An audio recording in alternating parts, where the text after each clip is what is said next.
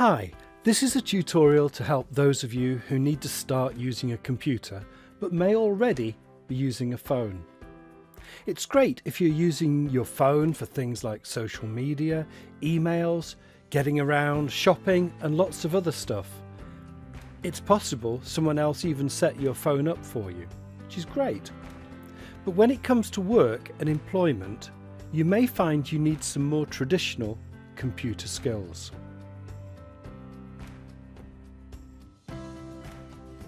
In this tutorial, I hope to give you a quick overview to help you move your skills onto a computer and work well with Windows. If you're watching this on a computer and you really are new to computers, then you probably are already being helped by a tutor or a friend. And if you're new to using a mouse, then ask them to set you up on some mouse exercises. There's a great one called Mousercise. I would recommend that one. Just do a search for Mousercise and give it a go. Maybe stop this video here and come back to it after you've done that.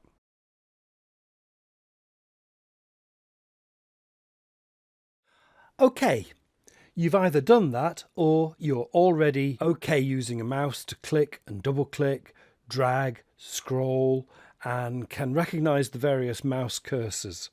Great. So let's move on. Always remember the left mouse button does things and the right mouse button finds out things. Lots of people don't have computers these days. Instead, phones are used for everything. Unfortunately, lots of jobs involve computers, and you will probably need to have computer skills on your CV. If you haven't grown up with computers, you may not have the basics of Windows. So here it is, a phone user's introduction to Windows. On your phone, when you switch on and log in, you have a home screen. On Windows, when you've switched on and logged in, you have a desktop. Home screen, desktop. They are similar in many ways. On a computer, it's called a desktop because computers, in a way, replaced having a desk at home. They replaced the things that you would have had back in the day. Like a writing pad is replaced by a word processor. A phone, these days, the internet is your connection with the outside world. An address book is replaced by contacts or a spreadsheet or even a database. And even a waste bin. Of course, these days it's recycling. On the home screen of your phone, you can have the things that you use the most. And it's the same on a computer desktop, although on a workplace computer, that may be controlled by the company.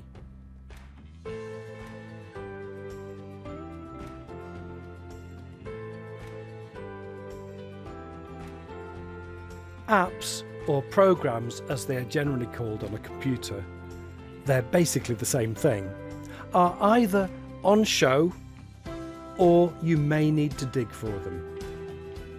On a computer, any programs that are not on the desktop are found by clicking this Windows icon. Here you can scroll down to find the main programs installed on that computer. To open a program that's on the desktop, you have to double left click on the icon. If you open a program or app from the menu, you only need to click the left mouse button once. When you open a program, it comes in a box, which is called a window, hence the name Windows. Most windows have three common buttons at the top, like these. 1, 2, and 3. Number 3 in the top right corner often turns red and usually involves an X. You may already know that this is close. It exits the program, and if what you were working on hasn't been saved, then you will lose it, and you would need to go back, reopen the program and start again. Number 1, the left button of the 3, this is called minimize and acts as a way of putting things aside, to clear your desk but without closing your work. If you know what I mean by an in, out and pending tray, the pending tray is about things that are on hold, waiting for you to get back to. Minimize is something like this. It's work that is on hold, not closed, but out of the way, pending. So where is it? Well, this is when I introduce you to the taskbar. A task is just another name for something you're working on. The taskbar is here at the bottom of the screen. It's the middle part of this wide bar. Anything here with an underline is a task. In other words, something you are working on.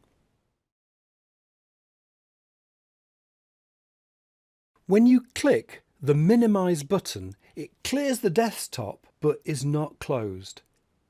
It waits down here on the taskbar until you need it again. This is useful when you are interrupted or need to get on with something else for a short time. To get back onto your screen, you just click the underlined icon on the taskbar. So this button is minimize. It clears the desktop without closing or losing anything. Then to get it back, you just click on its underlined icon on the taskbar and it returns as it was. Going back to the Windows buttons, number 2, the middle button is sometimes the most confusing. It has 2 names or actions: maximize and restore down. Sometimes windows don't fill the whole screen. Maximize opens the window up to its maximum. And this is how you should work most of the time, making full use of the size of the screen that you have. However, sometimes you may want to have other things on view. For instance, you may want to refer to a list in another program. This is when you might restore down. It will reduce the size of the window to where it may have been before. This becomes most useful when you can control the size of various windows, and we'll do that very soon. So, the 3 buttons top right of a window. The first button is minimize. It's not closed, but out of the way, reduced to an icon on the taskbar. The second button, maximize and restore down. It toggles between the 2. Maximize makes a window fill the whole screen. Restore down reduces it to its previous size, making way to see part of the desktop or other windows. And finally, number 3 button is close.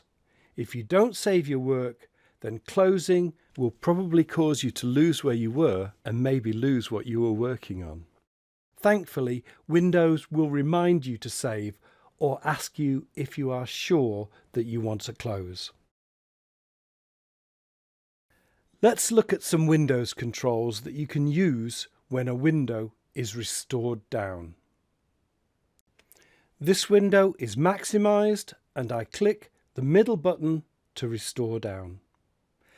As you roll the mouse over any edge of a window, the cursor changes to a double-ended arrow. You have to be quite accurate with the mouse pointer. When you see the double-ended arrow icon, you can left click and drag the mouse to resize the window. And you can do that on any side of the window. The corners have a diagonal double arrow. These move and affect both sides. Why not have a try, even on this video window that you're watching?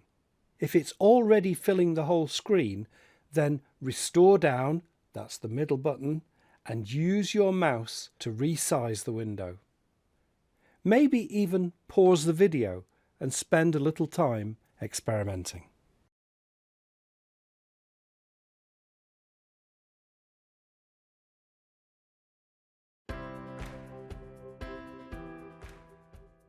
Okay, let's move on.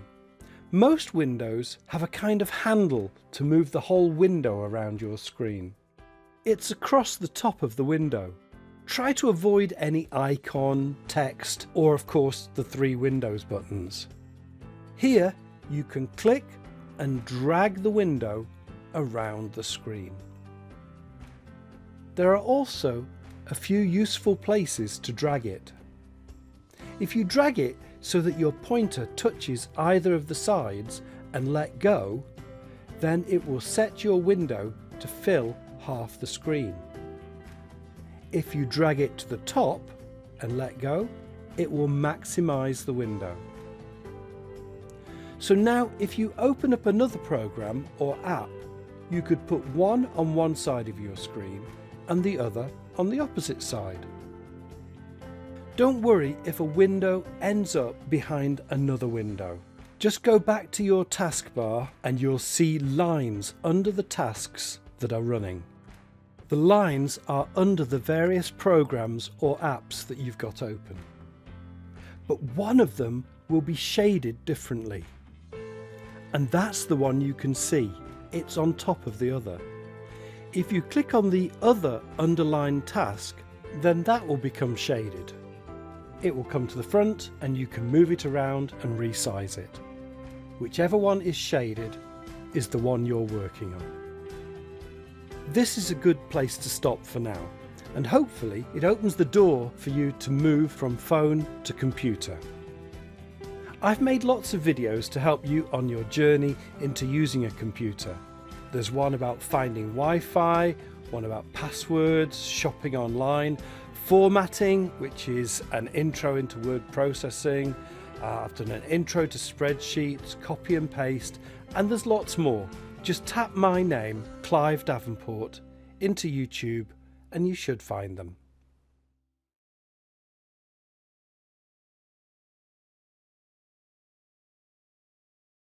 So, having watched this tutorial, here are some challenges. Open up 6 programs on your computer screen. And here's challenge number 1. Restore each of them down and resize them across your screen so that you can see all of them. Something like this. Now put them all on top of each other and use the taskbar to bring different ones to the front.